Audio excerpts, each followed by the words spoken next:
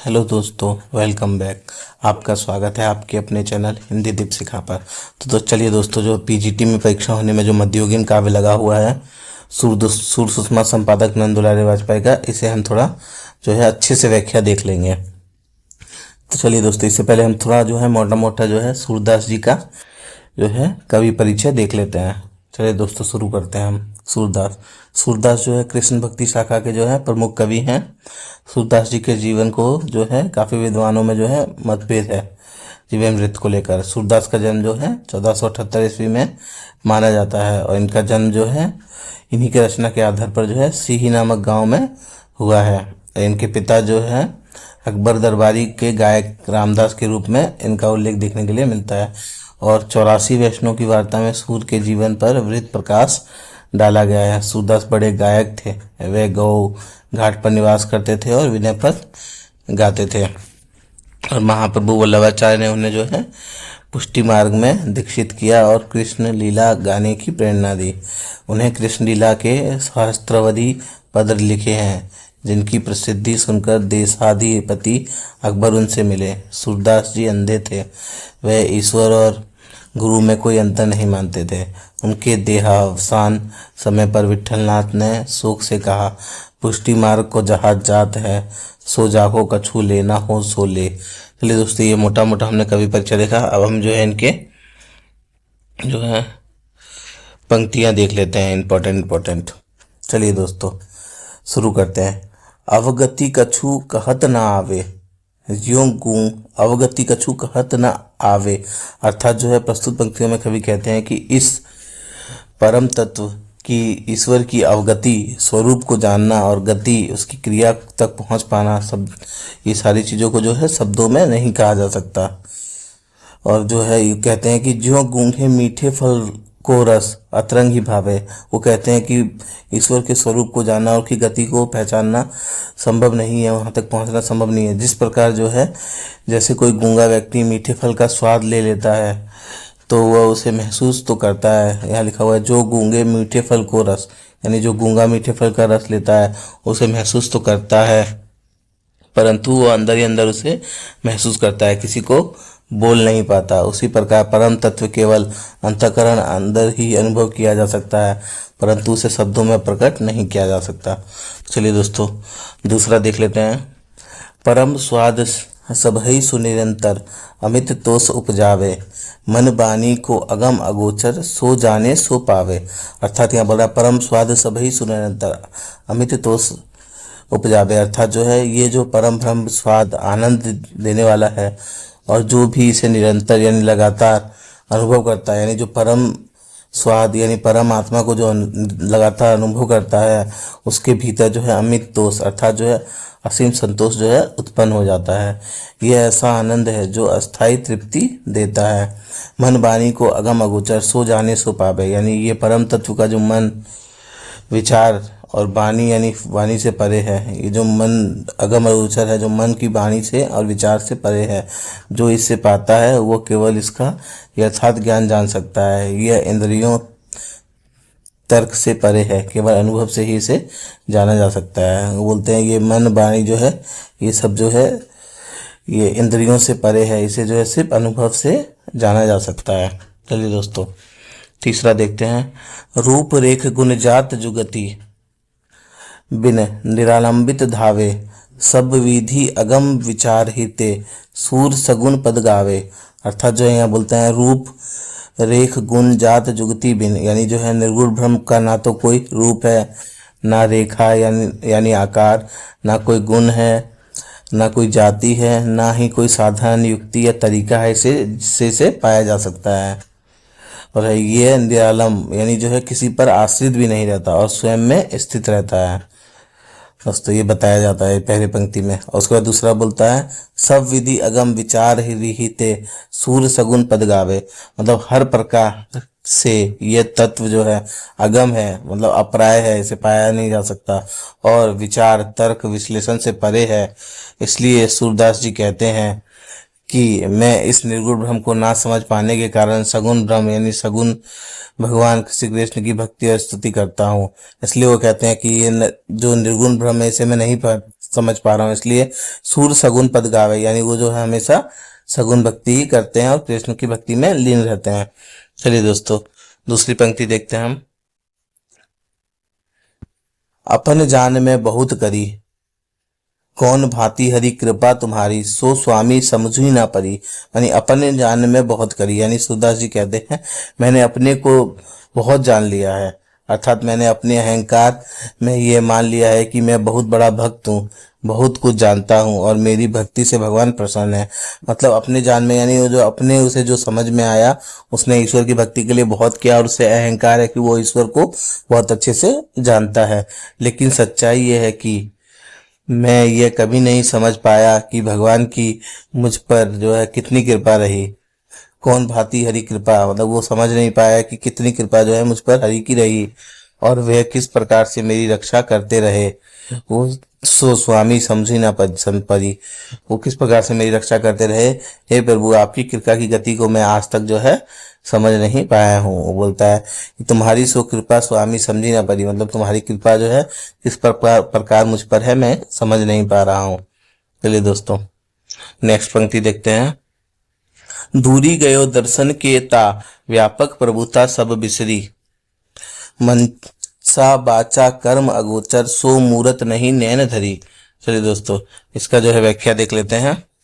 मतलब इसमें वो कह रहा है कि आप तो सर्वव्यापक हैं, हर जगह विराजमान हैं, लेकिन मेरी बुद्धि इतनी संकुचित और विषयों में रमी हुई है कि आप प्रत्यक्ष रूप से मेरे नेत्रों से ओझल हो गए हो।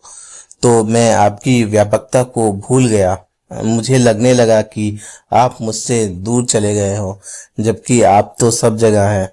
मेरा ये भ्रम इसलिए हुआ क्योंकि मैं इंद्रियां और रूप की सीमा में ही आपको बांधना चाहता था। आप तो ऐसे परमात्मा हैं जो मन, वाणी और कर्म से परे हैं, जिन्हें ना तो सोचा जा सकता है, ना कहा जा सकता है और ना ही किसी कर्म से पाया जा सकता है। ऐसी आपकी दिव्य मूर्ति को भी मैं इंद्रिय विशेषकर नेत्रों से देखना चाहता था, ये मेरी भूल थी। चलिए दोस्तों ये हो गया, और नेक्स्ट देख लेते हैं।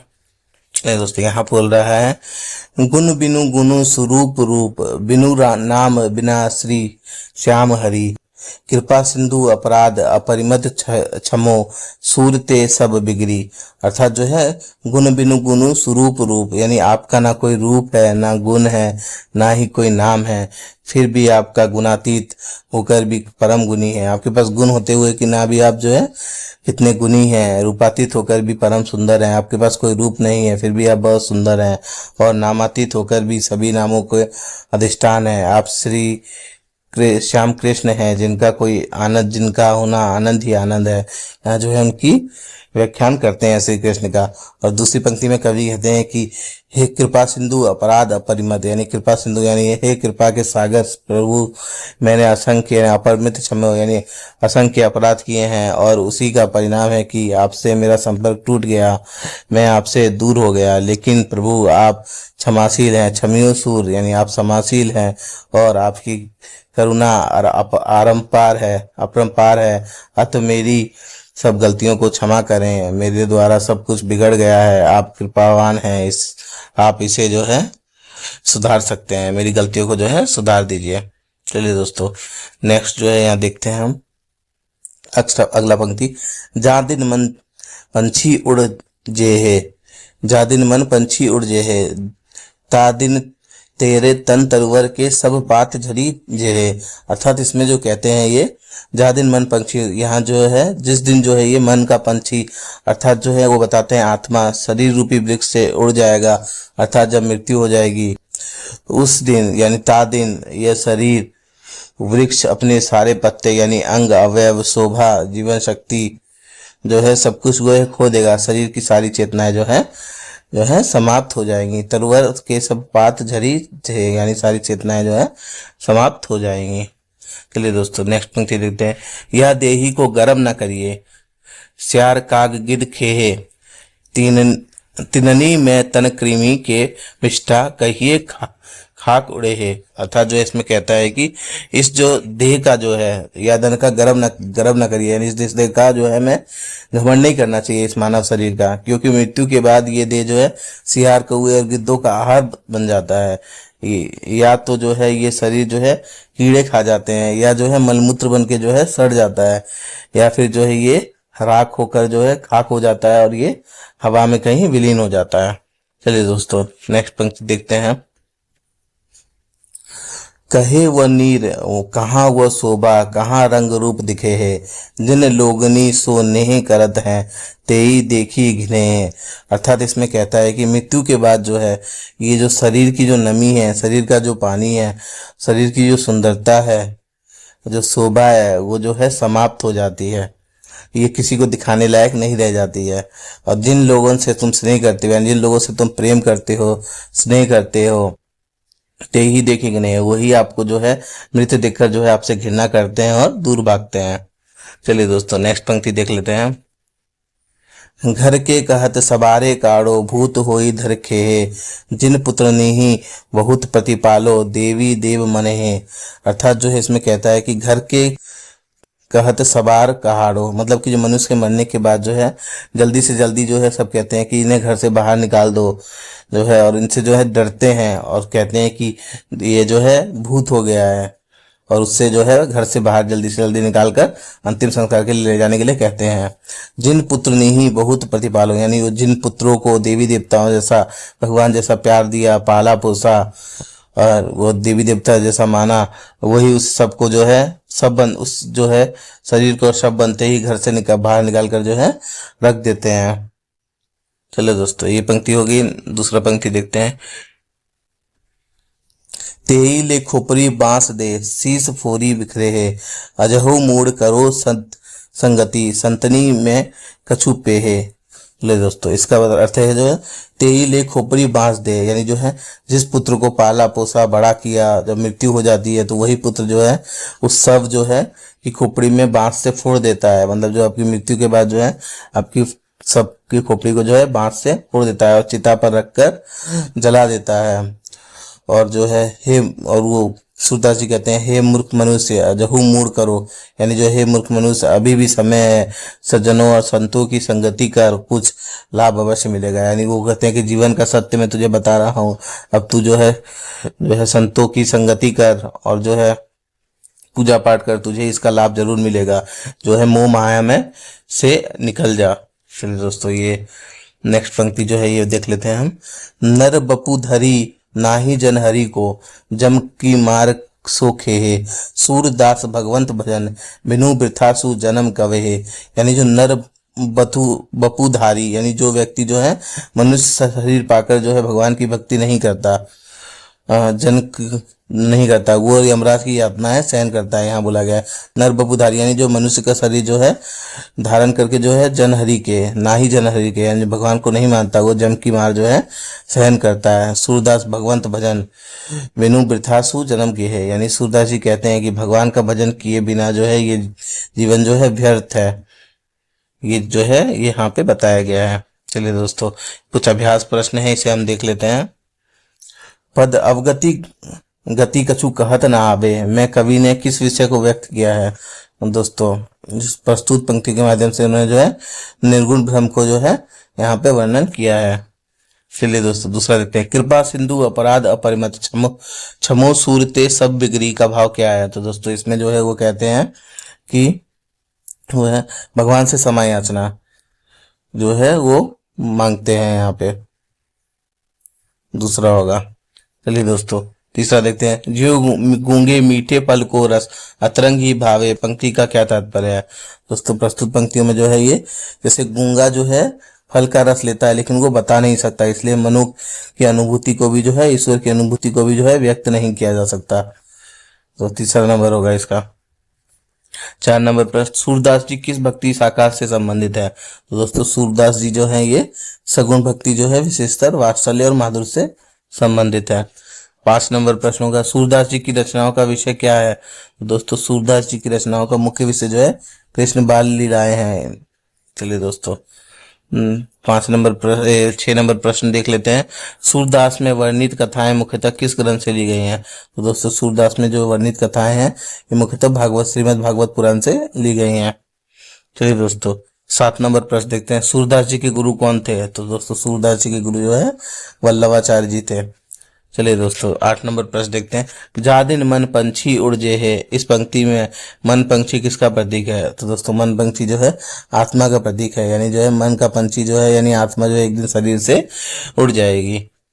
चलिए दोस्तों 9 नंबर प्रश्न देखते हैं। घर के कहत सवारे करो, भूत वही धरखे, इस पंक्ति का क्या आश्चर्य है? तो दोस्तों इसमें कहते हैं कि मृत्यु के बाद जो है मनुष्य जो है भूत हो जाएगा, और वो जो है जिससे लोग जो है काफी डरते हैं, यहाँ पे बताया गया है। तो लोग जो है मृत व्यक्ति से डरते हैं, वो जो है भूत के समान उसे समझते हैं। 9 नंबर। चलिए दोस्तों 10 नंबर प्रश्न। सूरदास जी की मृत्यु कब हुई? तो दोस्तों सूरदास जी की मृत्यु जो है 1583 ईस्वी में अनुमानित मानी जाती है। चलिए दोस्तों ये सारा हो गया, इसका आंसर की भी दिया हुआ है। चलिए दोस्तों आप सभी जो है अगर अंतिम समय में जो है ये सारी व्याख्याओं के जो है नोट्स पाना चाहते हैं, तो आप जो है 199 रुपये पेमेंट करके जो है सारे नोट्स जो है और मॉक टेस्ट, PYQ और टॉपिक वाइज MCQ और प्रैक्टिस के लिए जो है OMR भी आपको जो है प्राप्त कराया जाएगा। आप जो है इस नंबर पर व्हाट्सअप कीजिए, हमारी टीम द्वारा जो है आपको नोट्स जो है प्रोवाइड करा दिया जाएगा। तो चलिए दोस्तों जो है आशा करता हूँ कि आपको ये कक्षा पसंद आई होगी, और हम जो है जल्दी इसकी जो है दूसरी कक्षा लेके आते हैं, और आपका जो है कोशिश करेंगे कि 2 दिन के अंदर में सारा रिवीजन करा पाएं। तो चलिए दोस्तों मिलते हैं नेक्स्ट कक्षा में। अगर आपको हमारा चैनल अच्छा लगता है तो लाइक, शेयर एंड सब्सक्राइब कीजिए। धन्यवाद।